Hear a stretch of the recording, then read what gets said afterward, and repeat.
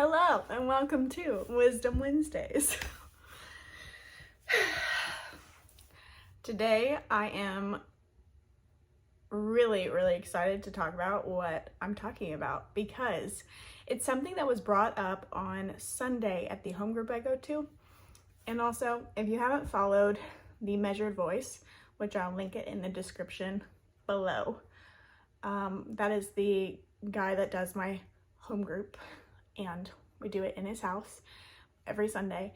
And a lot of the things I talk about are inspired by what he talks about. So if you like what I talk about, go check out his channel. He's got like 4 videos up. They are long, so just put in your headphones and have a listen. And you'll probably hear me interject at the end because I usually do. Anyways, so today what I'm talking about was inspired by something that was said at that home group that I go to. And one of the guys there was talking about gardening and basically preparing for the abundance and preparing for the harvest. And it really got me thinking about how we all, literally all of us, would be happy to accept a large sum of money or large sum of something that would make our life completely different, better, whatever you want to call it. But so many of us, including myself, are not prepared to actually handle that amount of abundance, that harvest, if you will. It's like his wife was even saying that, yeah, we plant a garden, and one of the frustrating things about it is we have too much. And, we end up giving it away. But, I could have, looked up how to can food. I looked up how to can this, can that, bought jars, stuff that I should have been doing before I even planted a garden in preparing for the abundance, in preparing for the different world that I'll be living in, because I'll have this excess and this overflow of vegetables and fruits and whatnot. And I was like, wow, that is extremely profound, and I love it, because so many of us do not prepare for the abundance because we're like, oh, it might not happen, we don't want to get disappointed.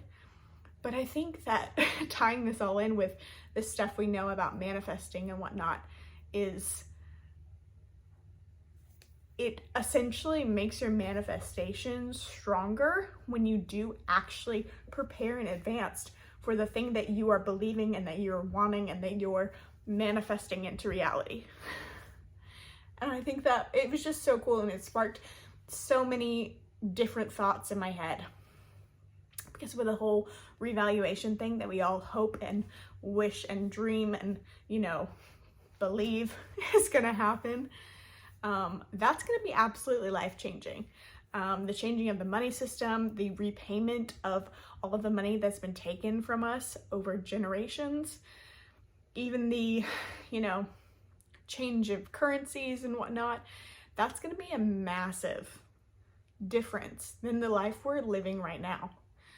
I mean, so many of us go to the grocery store and buy the, store labeled things because they're cheaper. But what if you actually just got what you wanted? What if you started living in that mindset of abundance already and drawing it into yourself? Because that's actually how you manifest, is through your feelings and your actions. So what if you started doing that now? What if you started preparing for that day when abundance comes, instead of consciously living in lack? I have kind of started to do this already, in small ways, but it seems like every year me and my husband are blessed even greater than the previous year, even with the 2020 thing that happened. We have just continued to live in continuous abundance, greater and greater each year, even though we've had a child, we've bought a house, we've bought cars, you know, all of that normal stuff.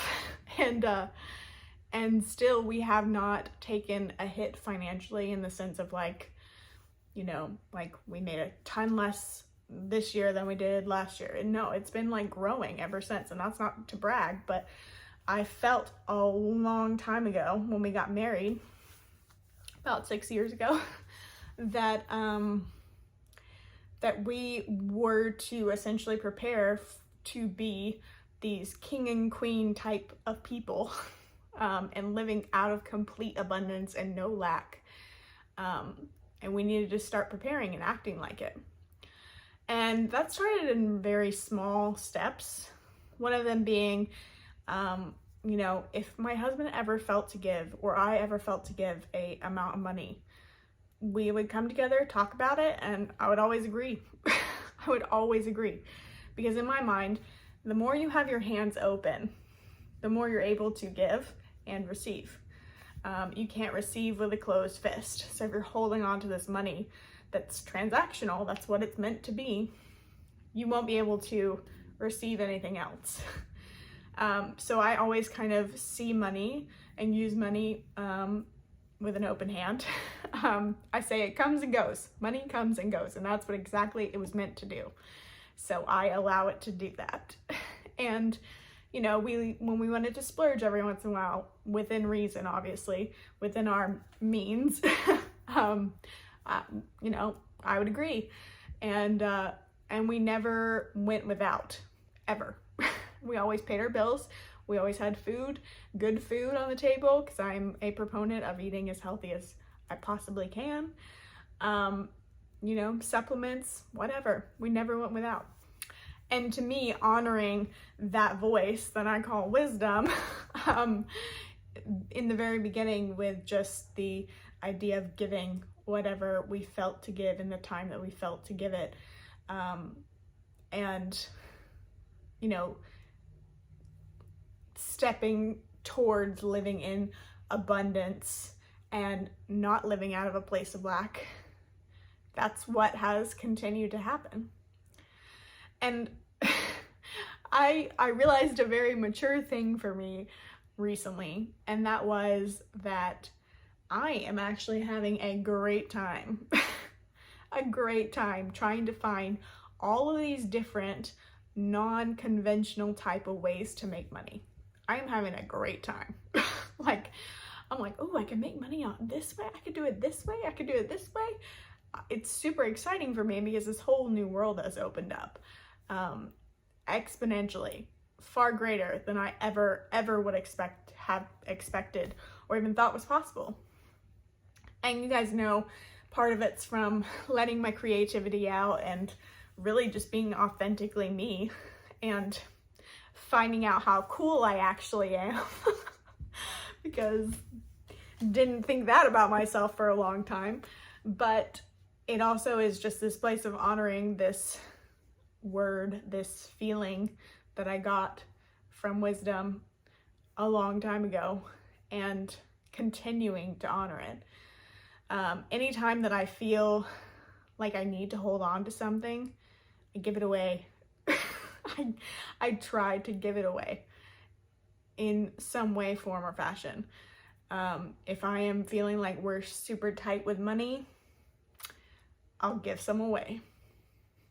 And I won't keep the excess, the little excess that we might have for, you know, just those everyday things you might want to run to the store and get. I'll just let go. And I've just seen such a increase in that, an increase in just the level of abundance that we live in. And that's not just money. I think abundance is in a lot of different ways.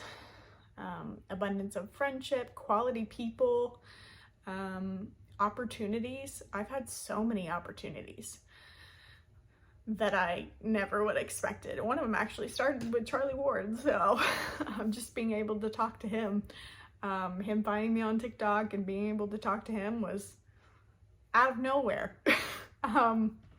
You know, but it's kind of one of those things that if you're just, you know, moving and flowing with the divine feminine, with the spirit, you know, or divine masculine if you're a man, you know, things literally just flow. And that's, I think, how it's supposed to be. And I feel like I've gotten a tiny taste of that recently in the last year or two, and it's absolutely amazing. So my question for you is, how are you preparing for your abundance? What are you practically doing to prepare for that day or that accumulation of over time when you do have way more than enough and you got too much?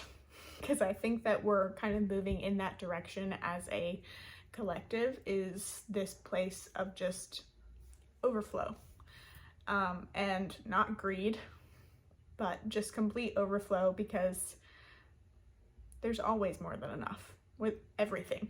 There's always more than enough. It makes absolutely no sense that people are starving in places like where my husband is from, in Mozambique. Makes absolutely no sense. Anyways, but I think practically you can just start living in small ways, in wise ways, out of the abundance that you currently do have. Because especially if you're in a westernized world and you're listening to this, watching this, you probably have more than most people.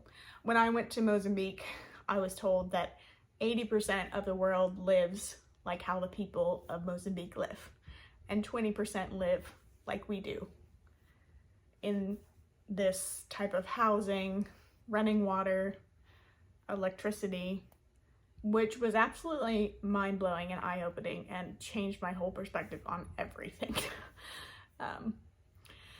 But, you know, there's plenty for them too. Absolutely plenty. So, yeah. My question is, what are you doing to live or start to live out of abundance, to therefore draw abundance to yourself? I'm thinking about it a lot. I mean, I've talked about some ways that I've done it, but I feel like there's got to be more. There's got to be other ways that I can do that and manifest it even greater. I'm excited to figure it out. I accept the challenge. Challenge accepted. Anyways, I hope you guys enjoyed that and it sparked some thoughts for you. So have a fantastic day. I will see you next time.